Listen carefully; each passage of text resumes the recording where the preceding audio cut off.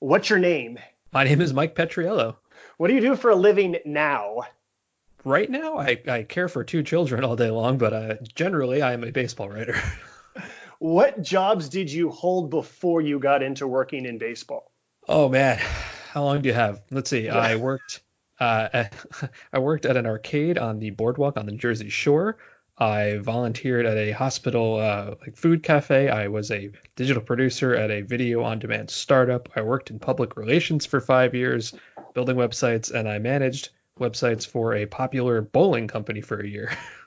Coming up on this edition of Life Around the Seams, our guest is Mike Petriello. And we're going to learn the fascinating story of how he did all of those jobs. And then one day he decided to start a blog about the Dodgers. And now he produces all sorts of content across a whole lot of different websites. And he even appeared as one of the broadcasters on the alternative StatCast broadcast for some Major League Baseball playoff games on ESPN. All of that and more is next. This is Life Around the Seams.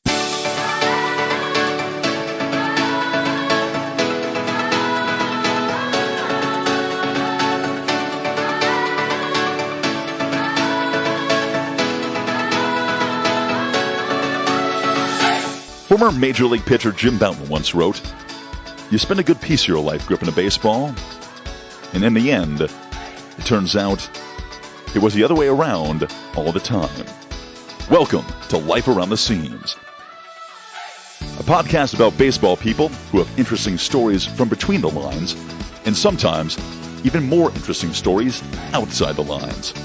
Here's your host, Josh Suchan.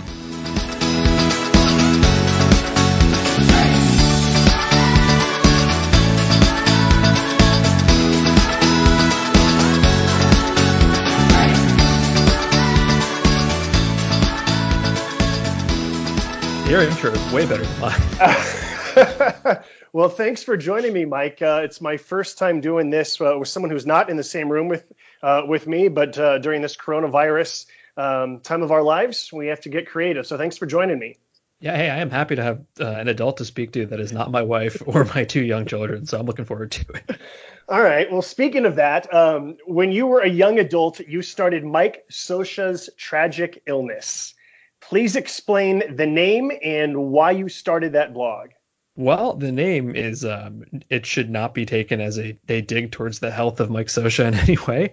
It is, as most things in my life, a Simpsons reference, the famous Simpsons softball episode from, I guess, 1992, where they got ringers for the team, Jose Canseco and Wade Boggs and Mike Scioscia, and terrible tragedies befall each and every one of them.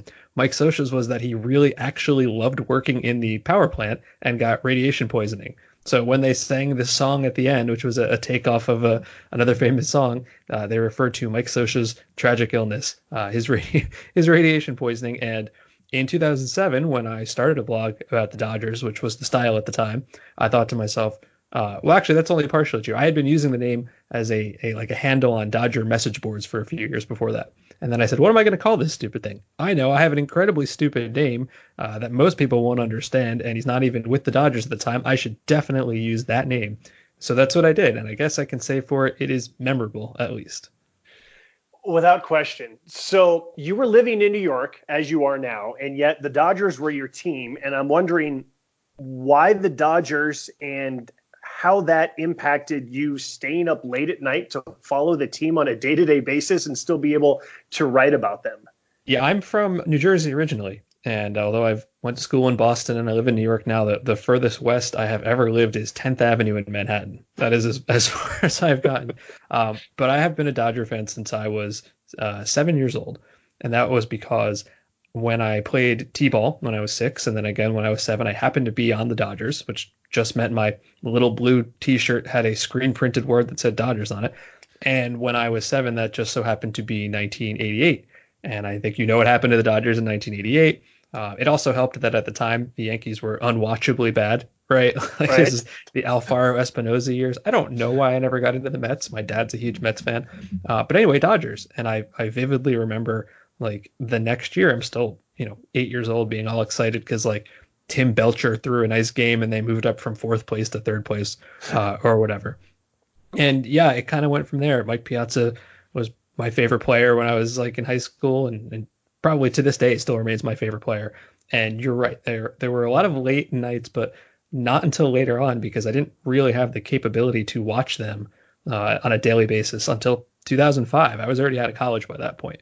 So 2005 through, let's say, 2015 or so would probably be like my peak staying up late years. Now I have children, that makes it a little more difficult. Now I work for Major League Baseball, so I'm still a Dodger fan, but definitely not as serious of one as I once was. So I don't do it so much anymore. But yeah, there were a lot of nights where I stayed up until 2 o'clock in the morning, pretty much every night. Okay, so I have a theory about a lot of blogs, and please correct me if I'm wrong. Someone is upset at their favorite team. They want the manager fired. They want the general manager fired. They don't like how much money the owner is spending. They want the owner to sell. And so they get really excited and they create a blog and they write about how all these people on their favorite team they hate. And then somewhere between 3 months and 9 months in, they run out of things to say. Why were you able to keep churning out content? I'm stubborn, I guess. So the blog started in 2007, and like much of my career, I owe it to good timing. That was a really good time to be a baseball writer with some understanding of analytics, right? Because that was when, obviously Baseball Prospectus has been putting out books since like 1996 or whatever, but that was really when it started to become a lot more mainstream. Like Fangraphs had just fired up, Moneyball, the book had come out not that long ago, and the Dodgers had hired Ned Colletti, and he was doing things like giving Juan Pierre a giant contract and taking playing time away from Matt Kemp. I will say many years later, my opinion of Ned Colletti is higher now than it probably should have been at the time. But even so, it was real easy for me to say, don't play Juan Pierre, like play Matt Kemp. He's really, really good. And I did that for a while, and people seemed to dig it. Like I think at the time, like right now, that blog would not stand out, in any way whatsoever. But at the time, there were not a lot of team-specific outlets for blogs that had some moderate amount of intelligence, so far as people tell me, and some amount of being entertaining. Like right now, everybody writes like that or tries to, I think. At the time, newspapers were still king, right? Like all the beat writers were, some very good, right? And some still very good. A lot of them were kind of dinosaurs. You wouldn't get much that you wouldn't have just gotten from reading the box score. And so I started doing it. People seemed to like it. And this is like the pre-Twitter days, like the comment section started to become like a little bit of a community, and that kind of gave me motivation to keep going. And then, I started picking up some paid gigs out of it. Our mutual friend, John Wiseman, was one of the first to, give me any sort of job that paid me money. And I was like, hey, this is cool. I don't ever think this is going to be a career, but I like it. And if I stop doing it, then I'm just a guy who has a career I don't care that much about. So this gives me something else to put my energy into. Yeah. So what were you doing for money, to pay the bills? Because this was clearly just something you were doing in your spare time. And so how much time could you devote? I realize this is a double-barreled question, which I shouldn't ask, but start with what were you doing for money, and then how did that allow you the time to focus on this blog? That was a very weird time in my life. So I graduated college in 2003, Boston University. And actually the first job I ever had in baseball was I was an intern at NESN my senior year. So that NESN is New England Sports Network, who does the Red Sox and Boston Bruins games. But anyway, after that, I got a job at this video on demand startup that no longer exists, a little bit of ahead of its time. And it was fine. It, paid the bills and gave me some valuable experience. And I had sort of fallen out of love with the Dodgers for a few years. That started when they traded Mike Piazza in '98, and I was 16 or whatever, and crushed because he was my all-time favorite player.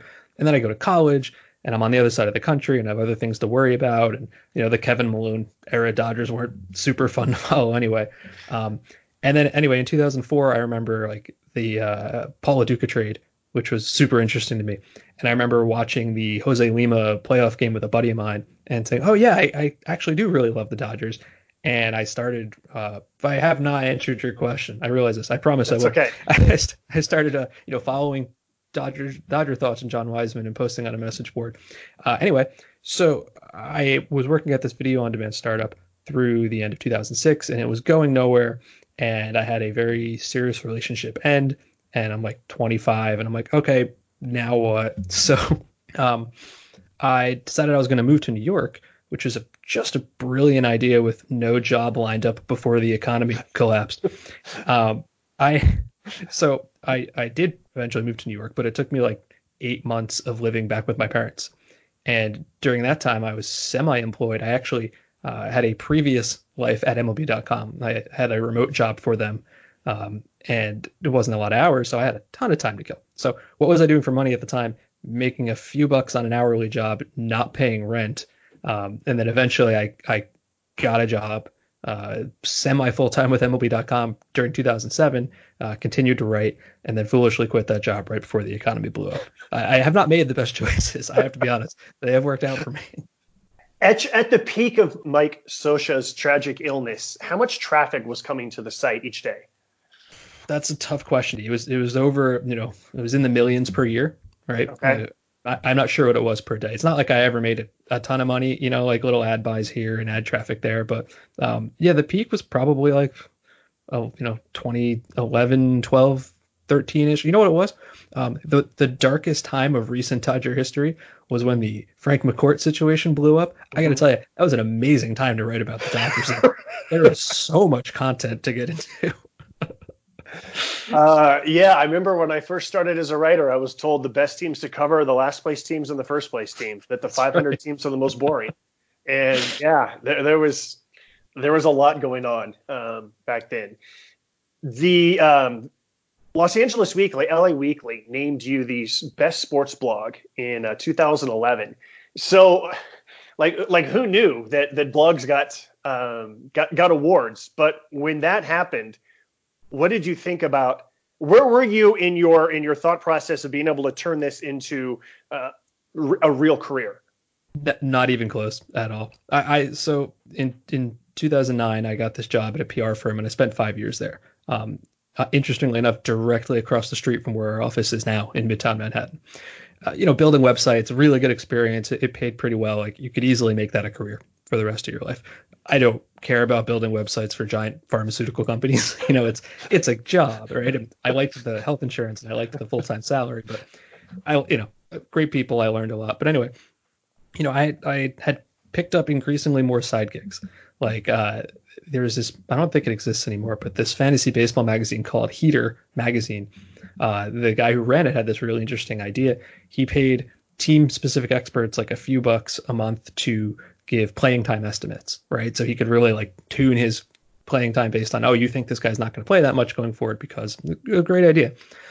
He got bought out by Baseball Prospectus, and then I wrote some probably crappy fantasy articles for them for a year or two. And then one of my good friends now is Eno Saris, who asked me to come over to Fangraphs and write for them, which I'm so grateful that I did. But still, this is all side gigs, right? Like, I did not have my first full-time job in baseball until I was 34, right? So. And what year was that? 2016. Okay, so that's basically a decade after you started. Yes. Law. Yes. It was mostly for fun. It was for like the side benefits, like, you make some cool connections, right? I got to go on TV a bunch at MLB Network.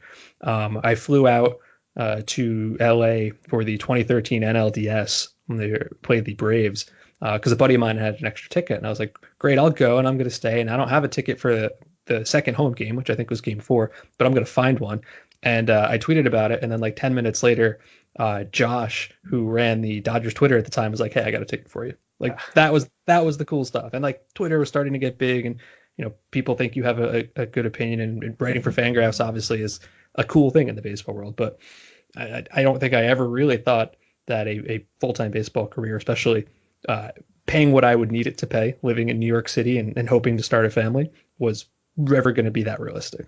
Well, I want to compliment you, because a lot of people listen to this podcast know that I was in Los Angeles 2008, 9, 10, 11 doing a variety of things, probably most known for Post-Game Dodger Talk. And I feel like that was a time when blogs really started to come into their own. I know that Josh Rawitch, who was at the Dodgers at the time, he went out of his way to embrace the blog community, knowing that this was publicity for his team. And there was a lot of really good writers. You mentioned John Wiseman and Eric Steven, and forget the Chad, who was in Hawaii, I think. Chad Moriyama, who still writes Dodgers Digest. Yeah. And it felt like it was just this really interesting time. And I admit that when I was a newspaper writer in my previous life, I kind of looked down on anyone who was writing on like a website initially, and it took me a while before I came to my senses and realized that good writing is good writing, and smart people are smart people, no matter what the platform is. And I remember like reading on a regular basis yourself and Eric and a bunch of other people, and just realizing that there's a lot of really interesting things that can be said that are not being written in a newspaper. And especially as someone who was on Dodger Talk and needed a hot take every night, or at least a medium take on a somewhat regular basis, I found it really, I just found it really illuminating to be able to read a variety of other stuff. So this is a really meandering question. That's more of a statement, but mostly it's, no, I was always impressed with your work. And I'm just wondering kind of how you found your voice and where you decided that this is what I'm going to write about. That's not necessarily what you're going to see in the newspaper. And it's not necessarily fire everyone. Yeah, that's a great question. I would say it was much easier at the time than it is now, because any successful baseball writer now, whether it's for a newspaper or like a newspaper-ish website like The Athletic, right?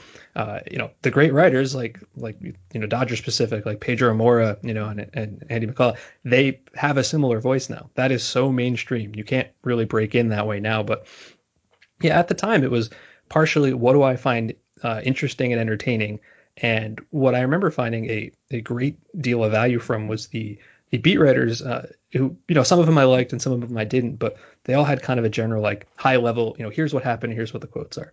And there were so many times where they would have something really interesting and not even realize it. Right. So that would be like, oh God, this guy said he did what? I'm going to go write 1,000 words on that because that's super interesting. And you just buried it in like paragraph 9. Right. Like that was the kind of cool stuff I found.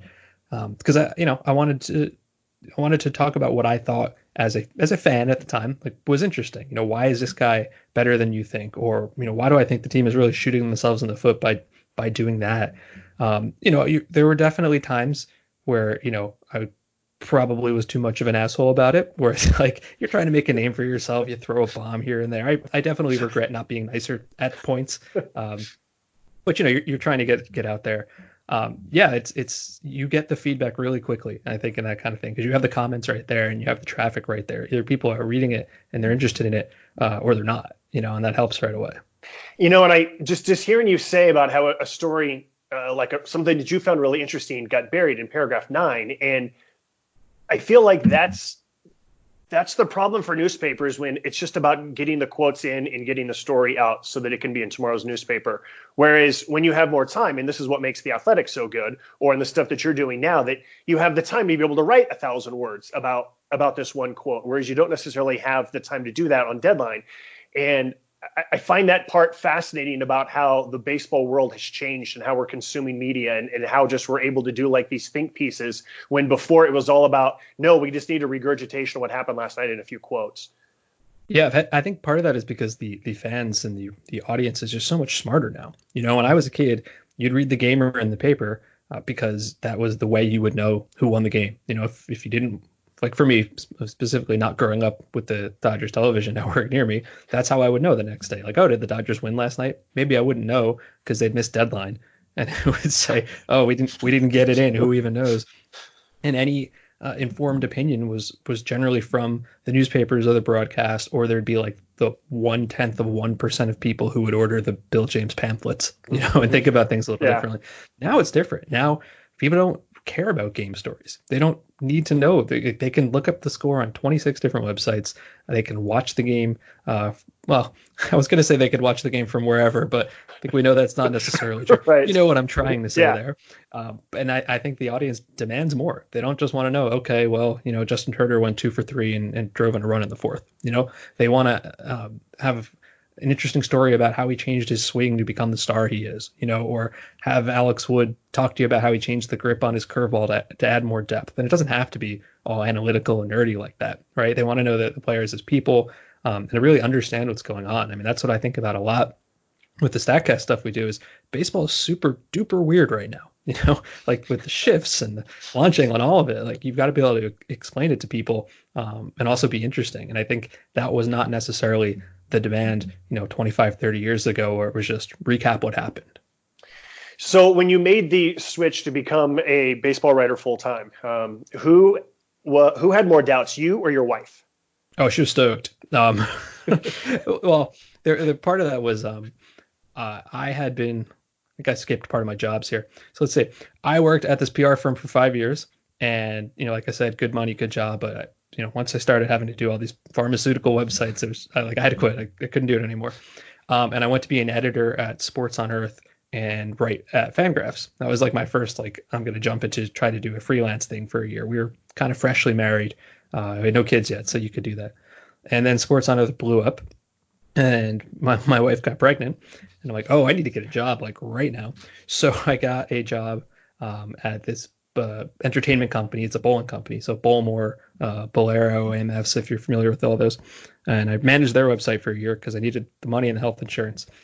And let's see, my wife is 5 months pregnant. We are on a last pre-baby trip. We went to San Francisco, which we had never been to before. And I got a call from a former editor. I should pause here to say that when I worked for Fangraphs, we had a content sharing partnership with ESPN. So once a week, I would submit an article to ESPN, and I got to be friendly with my editor there, who was Matt Myers, and eventually he quit and moved on to MLB.com. And a year later, he calls me. So this is April 2015, 3 or 4 weeks after StatCast came online, and he calls me up and he says, hey, I need someone who can write about StatCast. I don't know if we have anybody here who can do it. Will you do it? But the thing is, it's not a full-time job offer. It's a contract offer, submit 2 or 3 pieces a week. And I thought, well, that seems interesting. I'll still keep my bowling job because I need money, but yeah, cool. And then basically for the next year, I was very hopeful that would turn into something more. So when I eventually called my wife and said, hey, this is now a year later in 2016, our son is 5 months old. Hey, not only did they offer me a job, but they agreed to match what I was making.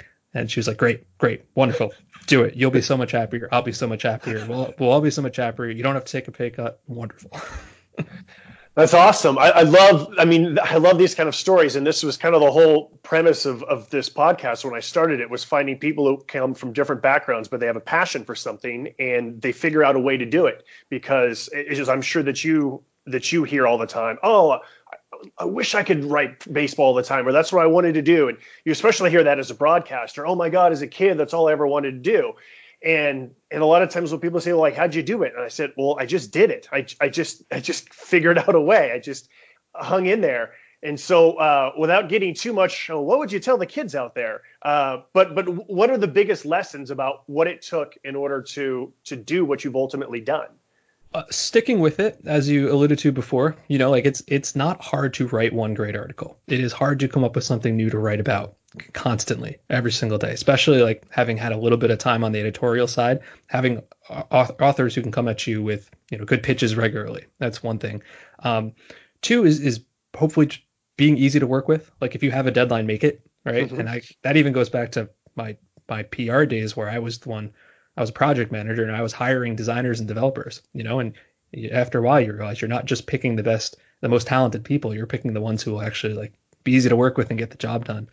And try to have, this is specific to writing, I guess, but try to have a unique approach or voice. Like I said, in 2007, being a hopefully, entertaining stats writer was a weird and unique thing. It's not now. You can't be that now because everybody's that now. And not everybody's going to be a writer, right? Maybe you want to be a database guy or who knows. But as far as writing goes, yeah, it's got to be constant and consistent and unique. And whether it's good, I think other people will tell you that. You'll know pretty quickly if people are interested in what you have to say. All right, so I'm going to take us on a kind of a different direction here slightly, because I kind of want to get into sort of the history of StatCast and the history of sort of the statistical revolution.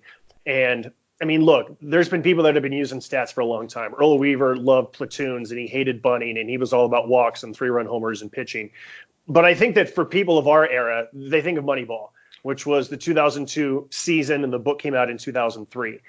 So I'm going to ask you a question knowing that it's impossible to give an answer. But if it wasn't for that book going mainstream, how much longer would it have taken before you think the statistical revolution would have started to pick up the steam that it did?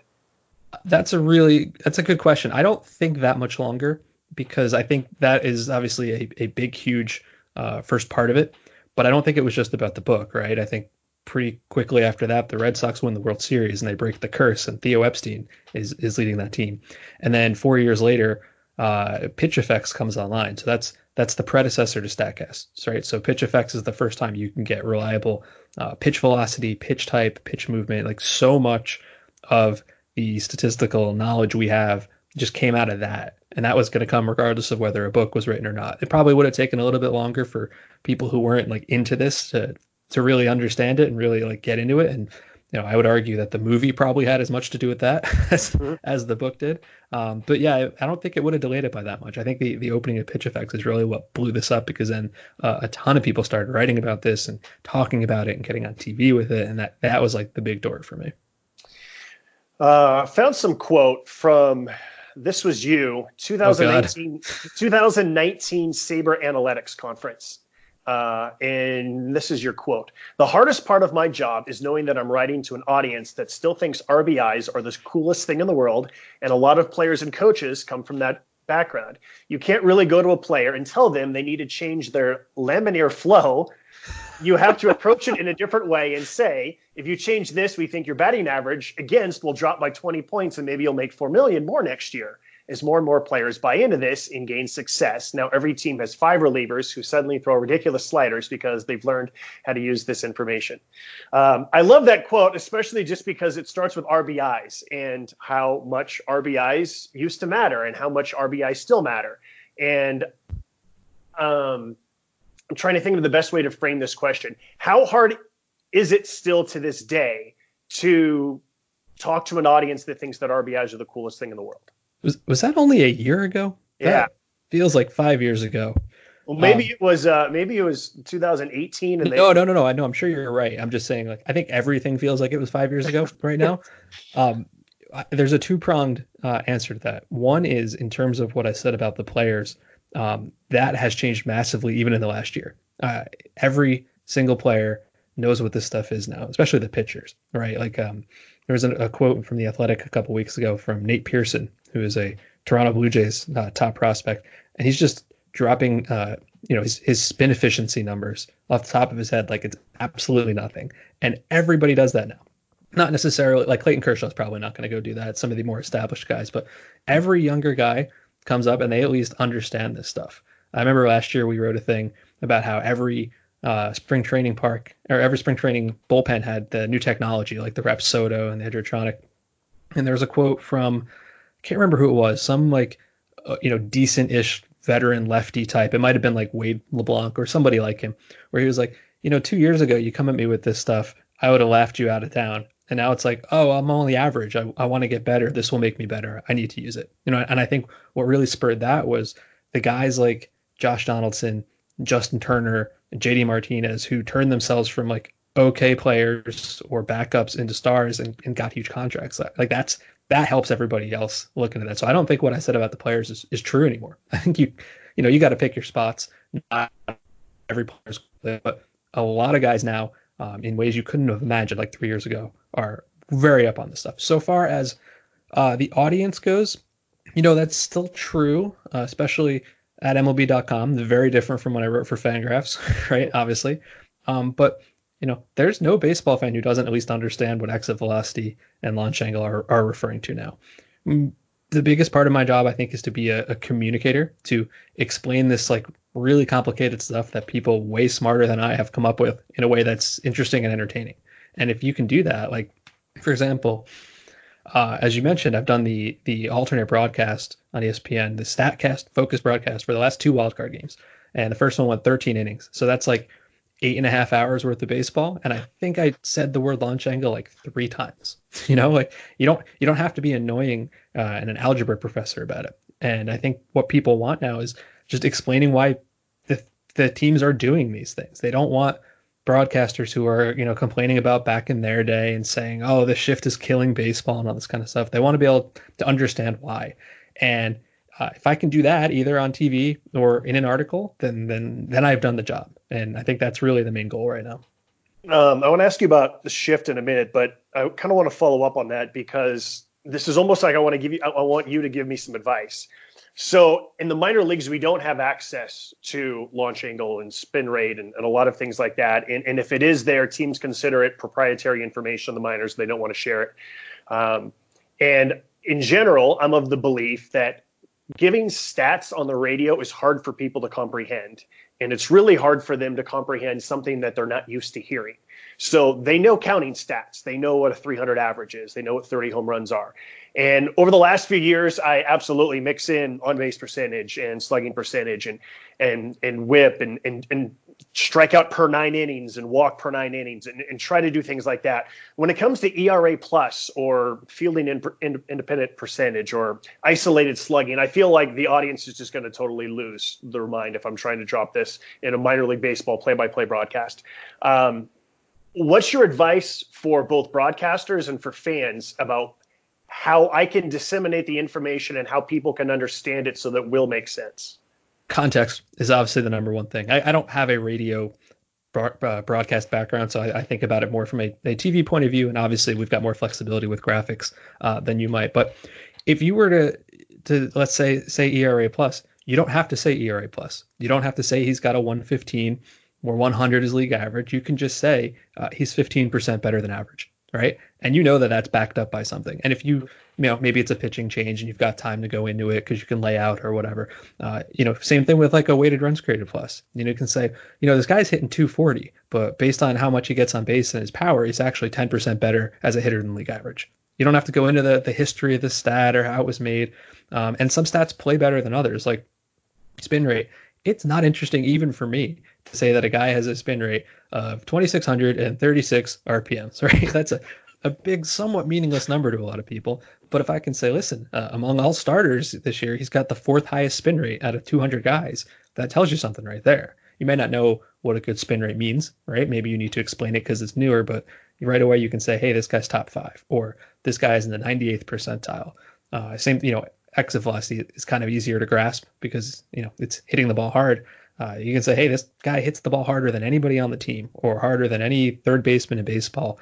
You haven't even used a number right there, but it's backed up by science. So if anybody challenges you on it, you're not just pulling it out of your behind, right? Like right. That's kind of the way I got to it. Now it's different on the StatCast focused broadcast because you're expected to show a little more science, and we've actually got a regular broadcast simultaneously that we need to set ourselves apart from. Mm-hmm. But for a regular show, for your purposes, you can get really interesting and not tell people this guy's the best reliever because he's got 29 saves. You can say, hey, this guy's top 5 in strikeout rate because he's top 5 in vertical drop on his curveball or whatever the case may be.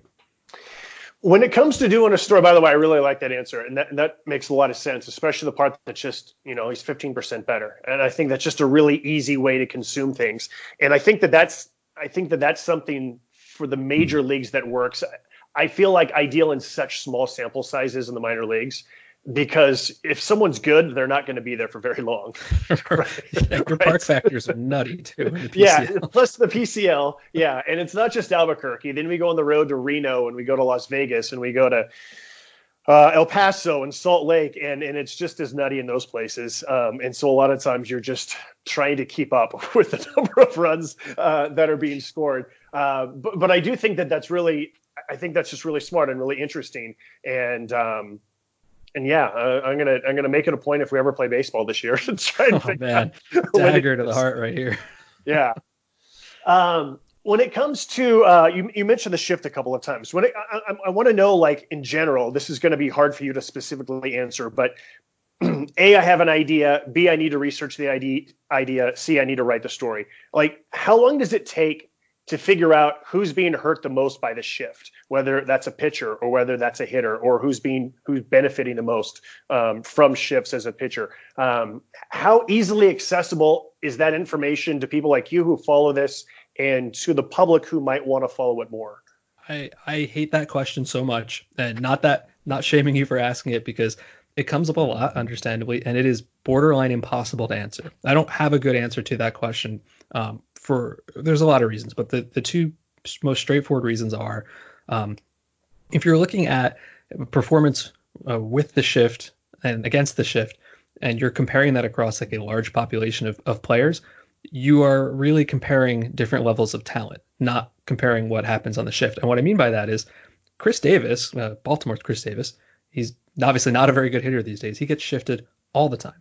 And then you've got these guys, maybe these righty all fields types like a DJ LeMahieu or Jose Altuve, who are very good hitters. They don't get shifted at all.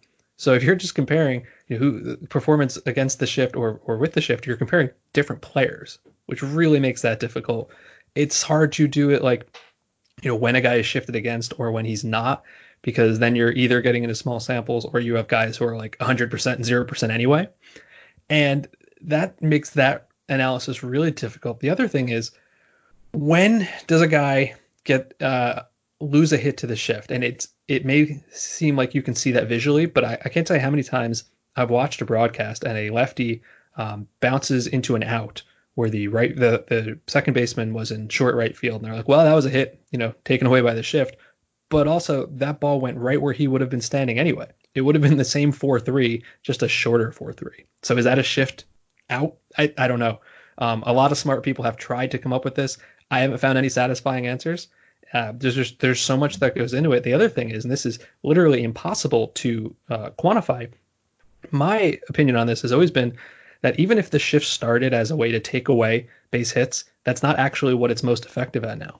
The best thing a shift can do is to convince a powerful, usually left-handed hitter to actively be worse, right? If you can convince Bryce Harper that trying to destroy a baseball is a bad idea and trying to hit a single of the opposite field is a good idea, you've probably done your job, right? That's taking away, value, but that's not really losing a hit to the shift, So you get down into some wormholes here. It's complicated. Yeah, and I also think that so much of it is a psychological factor as well. The number of guys that I see in the minor leagues who try and drop a bunt down to beat the shift and they just can't do it. And as a result, they bunt it foul, or it's now they're down 0-1 and now they panic and now they swing at the next pitch, which is not close to the strike zone. And now they're down 0-2, or worse yet, they bunt the ball in the air and the at bat is over. And I see it so many times. I just want to tell guys, and it's not, I feel like, look, I can't be doing this. The broadcaster can't be going up to players and giving them advice, but I just want to say, stop bunting. Like, don't try and beat the shift. It's just not working at all. Yeah. And then what they do is they say, well, I have to keep the defense honest, right? I have to drop down a bunt or go opposite field, and then they'll stop shifting me, right? And the answer to that is no, they won't. Like, if you're Joey Gallo and you're going to drop down a bunt, they're not going to stop shifting you. They're going to shift you more because they got you to stop trying to hit home runs. Like, that's exactly the point. Yeah. And the other thing about research, and I know this from my own, is the number of times that you can just go down a rabbit hole, right? Where you think you're researching one thing and then you see something. And I know that's the way that my mind works. Ooh, interesting. Yeah. Bright, shiny thing. And the next thing you know, I've spent an hour researching something that had nothing to do with the original point. Yes, that happens. It's pretty much like 80% of my job, I think. It's just like finding myself down these things. Where do the best ideas come from when you're writing about StatCast? That's a couple of different ways.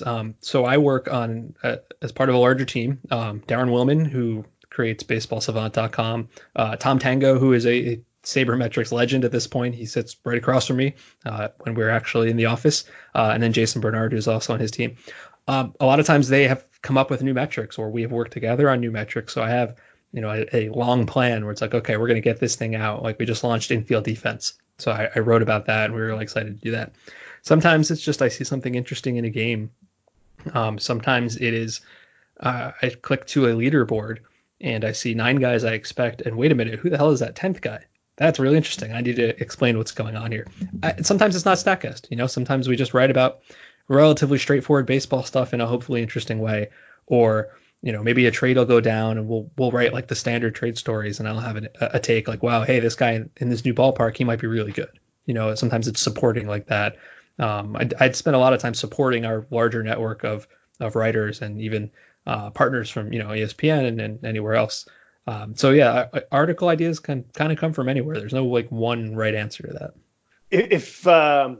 If we were not in this alternate reality that we're in right now, and baseball season is underway, explain kind of a normal week for you. How often are you in the office? How often do you head out to Citibank, or not Citibank, but Citi Field or Yankee Stadium to check out games? How often are you just watching games from the office? Kind of explain kind of a normal week. In the office 5 days a week. It's like a 9 6:30 to 5ish because I've got to get out and pick up my son from school. I don't go to the park as much as I used to or would like to, and that is almost entirely because of children. My son is 4 and my daughter is 1, and my wife works full time as well. So it's a little harder than it used to be to get out to the parks. It's also I've found that when I do it, it's more for fun than work. Like my job, the way I approach baseball is a lot easier if I have a couple of games up on my TV and my laptop in front of me and a second monitor like I've got right here. I like going to the ballpark. It's great to, get in the clubhouse and see if I can talk to players. But it's not really what I'm paid to do. So I just don't get to do it as much as I would like to. And then separately, obviously, we do the broadcast for ESPN, which we were supposed to have like 5 or 6 of this year, which I don't know if that's going to happen anymore. Obviously, that gets me out to the ballpark. But yeah, it's more of an office job than I think you would think. Obviously, there are games on during the day that we'll have on.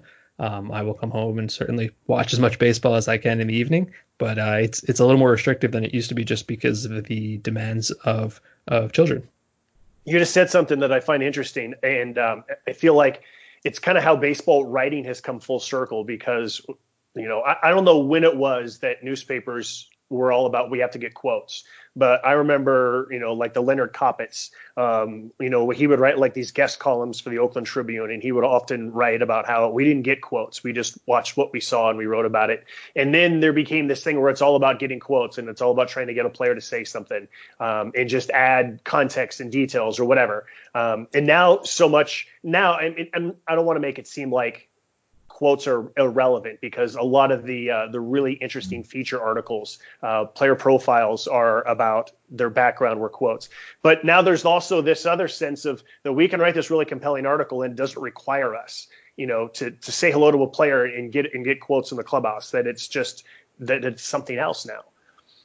Yeah, that's absolutely right. And for me personally, like it's hard to get quotes if you're not there every day and you don't have a personal relationship and the guys know you and trust you. Like the beat writers who are there every day, like they put in the work. I don't have the opportunity to do that just because that's not what the job is. That's not what my family life allows for. So it's hard to go and get a quote. I find myself in the clubhouse and you end up spending a lot of time and maybe not getting much out of it. And because I'm fortunate to have this network of 30 colleagues, like 30 beat reporters, especially in cities I don't go to, it's a lot easier for me to call up like, Greg Johns in Seattle or somebody and say, hey, can you bug D Gordon about this? I just have like one quick question. And that makes my article better.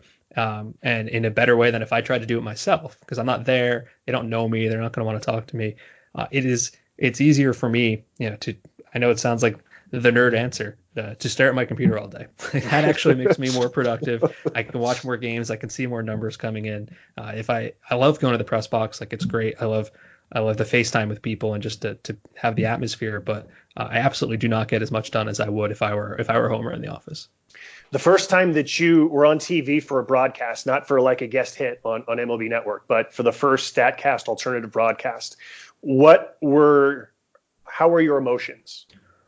Well, let's see. There's like 3 different versions of a StatCast broadcast, I guess. There is we did some from the MLB Network studios in Secaucus.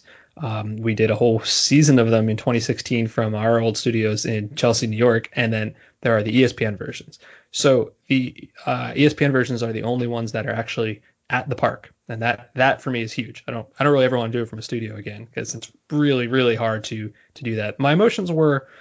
I wasn't really nervous just because I had been in that studio dozens of times before for the regular shows, the studio shows. So it was the same desk, the same chair. Like I'm very used to it. Really, all it was instead of like an hour show, I expected like 3 hours, and you have to do a lot of research about the players. It's one thing to say, okay, yeah, Anthony Rizzo, I know Anthony Rizzo, but here comes the third catcher coming off the bench, and you better know something about him, right? So like doing a lot of the research, even now, that's very time consuming. But at this point, I've been fortunate enough to go on TV many times. Being on TV isn't nervous because you can't see the audience, right? You see the camera, you see the people you're with, and no one's really trying to set you up to fail. Like it's in everybody's best interest that everybody on there looks good. So you're all supporting each other. You're all working together. I don't think I've been nervous since probably like the first time I was on TV like 7 years ago. Was there a pinch me moment? Like I was working for this bowling thing and I was building these websites for these pharmaceutical companies. And now here I am. I'm on ESPN doing a live broadcast. Yeah, I think that the first Statcast broadcast of the wildcard game, because that was also from Wrigley Field, which, I mean, I guess the first pinch me moment for having this job was being at the 2016 World Series and seeing the Cubs win. I wasn't on TV. I was just there as a writer. Like, that was a really cool thing to do. But as far as TV goes, yeah, not only was it a game at Wrigley, it was a game on ESPN. It was a playoff game at Wrigley. It was an extra inning game. And on top of all that, we had never done this before. We'd done a home run derby, but that's like fake baseball. This was the first time we had done it for a real game, and we didn't know if it was going to work. It's like we had hoped it would work. That was the first time that Eduardo Perez and Jason Benetti and our producer Andy Jacobson had done a game together, and we didn't know if it was going to work at all or not. And I felt like it went really well, and people really seemed to dig it. And I definitely remember being like, nervous maybe for the first inning, and then it's like the fourth inning, and you're like, oh yeah, this is going well. Twitter's like blowing up. I dig this.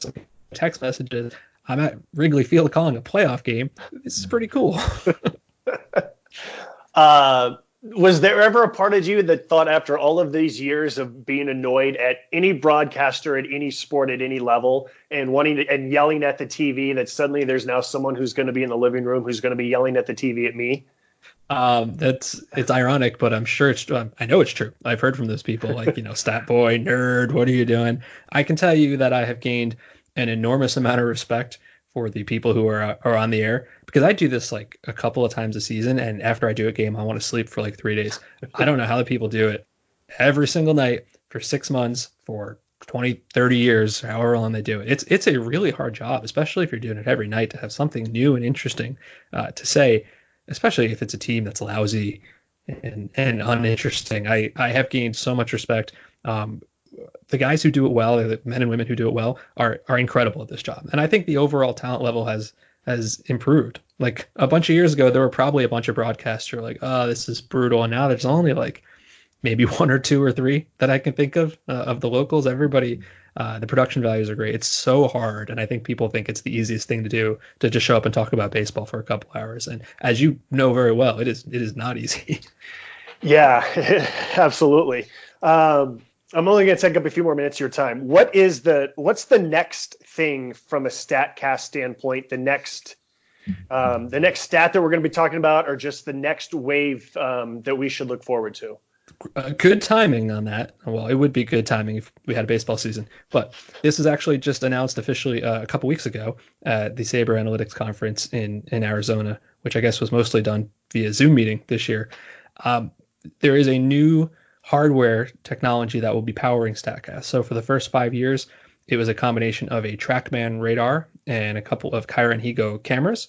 They did really well for the first version, but as I'm sure anybody's familiar with it has seen, sometimes things don't get tracked. They don't have a distance on a home run. So there is a new hardware partner starting with the 2020 season, Hawkeye. If you've ever seen the instant replays for tennis where they have the ball on the line, that's them. So there's like 12 or 13 cameras now ringing each ballpark. And immediately what it's supposed to do, low-hanging fruit, is pick up more of the tracking that's been missed. All right, you'll notice there's an arm strength leaderboard for catchers, because that was always tracked. The first step will be improved tracking, and this is supposed to do that. The long-term step is that this is going to track so much more. For example, we don't have who swings the bat the fastest, because the old technology just kind of measured or viewed each player as essentially a blob, right? It was just like, here's your center of mass. We know this center of mass is the shortstop because that's where shortstops stand.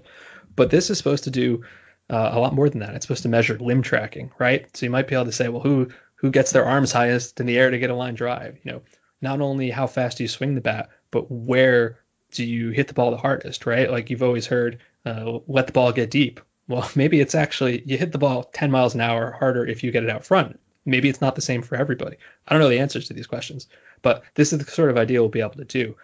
For pitcher motion, it'll be really cool. All right, you'll be able to see how well a pitcher repeats his motion, not just his release point, but his actual soup to nuts motion, because you'll be able to track all the moving body parts. So this really opens up like a whole can of worms. Very excited about it. You mentioned the tennis thing, and I think that tennis is the best replay because someone just challenges and you all look up at the board, and within 5 seconds you see if it was in or out. How will this technology impact the automated strike zone? Well, it will fuel in the same way that you've seen in the past, like pitch effects to TrackMan and now to Hawkeye. It won't impact it in the sense that it's going to make it sooner or later to come, but it will be the technology that is the underlying gear behind it. All right. Yeah. Ultimately, that's a decision that will have to be collectively bargained. But I feel like you can't do it until you know it really, really works. And so we're going to see it more and more in the minors and the Arizona Fall League. But yeah, that's true. I also think it's not just a technology question. Obviously, you're right. It's got to work. It's a baseball question too. Mm-hmm. If you don't have to frame the ball, does the catcher even have to crouch? Right? Why bother? Does that kill every stolen base ever if you're just standing up all the time? Is there a rule that says you can't do that? I don't know. I'm not speaking for the league here. I'm just kind of speculating myself. But there's a lot of unintended consequences that come from this. So it's a lot of baseball questions. All right. So speaking of baseball questions, let's wrap it up with this. During this pandemic, as we're all staying inside as much as we can, what have you discovered that you took for granted, whether it's about baseball or something that has nothing to do with baseball? What have you taken for granted that you can't do? I can tell you this, I am never, ever going to complain about my subway commute to the office anymore because, and don't get me wrong, I love my children. They're wonderful. Being away from them for a few hours is a gift that I rarely get anymore. I'm going to be so happy to get on the subway with 100 smelly people. I'm going to be so happy to rush to the office and go to an annoying meeting. You know what I mean? Just all these things, to say nothing of going outside and playing baseball and riding your bike and all this stuff you shouldn't do right now. But I got to say, the first time we have a game with people in attendance, and I'm really praying that happens this year, it doesn't matter who's playing. It doesn't matter what time of year it is. That first game is going to be the most magical moment I can think of. Everybody will be watching it. It's going to be spectacular, and I truly can't wait for that. Yeah, I think about when the 1989 World Series restarted, and I know there was a lot of people who said, who cares? It's been 2 weeks. This doesn't matter. As an A's fan, it mattered, but really it just mattered that was the day that the Bay Area was back to normal. There were still a lot of things that had to be done. There was still the freeways, they still were clearing that. There were still bodies. There were still some horrific things that happened, but that was the day that things were back to normal, was when the World Series restarted, even if it was 2 games and the A's finished off the Giants quickly. And I think about that's what it meant to the Bay Area. But in this case, this is going to be for the entire country for once it's back. The commissioner has said, I'm paraphrasing because I don't have it in front of me, but baseball is a thread of the country, and it's healed. In past major American incidents, like baseball was there through World War II and 9/11 and everything you can think of. And I think we all hope that can play a role in our recovery again. Yeah. All right. Last topic is plug the podcast. By the way, I listened to the one today that was ranking the top 25 World Series teams from the wild card era. And my favorite part of that, by the way, was whenever you guys dove into this random guy played on this team. The 2000 Yankees had Felix Jose and Jose Canseco, and Lance Johnson played for some team that I'm forgetting now. That was my favorite part, actually, was the random players from each World Series team. Yeah, let me tell you, we are struggling for content right now. It is the StatCast podcast. I can tell you right now, it is not very StatCast focused. It is, let's make ourselves feel better with baseball. The previous episode, I actually interviewed my 99-year-old great uncle, Frank Petriello, who became a Cubs fan in 1933, just to talk to him about old-timey baseball, which was actually a blast. You can find it. I tweeted out on my Twitter, Mike_Petriello, and at MLB.com. It's called the StatCast podcast. And if you like hearing us talk about baseball, please check it out. All right, Mike, thanks so much for your time. This was awesome. Good to connect with you once again. I'm a big fan of your work. Keep it up. Thanks, Josh. I really appreciate it. That was Mike Petriello, and this is Life Around the Seams.